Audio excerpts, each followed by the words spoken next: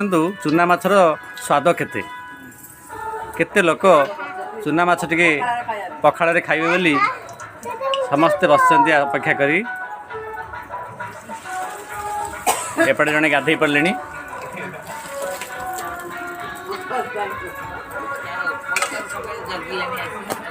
ଏପଟେ ଜଣେ ଜଗିଲେଣି। ଆଉ ଜଣେ ଏପଟରେ ପତ୍ର ଧରିକି ଏଇ ଦେଖନ୍ତୁ ଦେଖନ୍ତୁ କେମିତି ଚୁନା ମାଛ ପଡ଼ିଲା।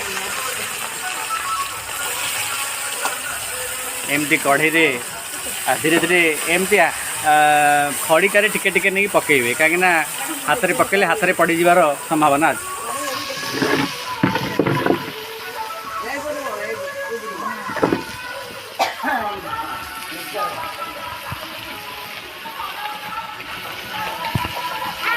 ଆପଣଙ୍କୁ ବି ଲୋଭ ହେବ ଏଇ ଚୁନା ମାଛ ଟିକେ ଖାଇବାକୁ।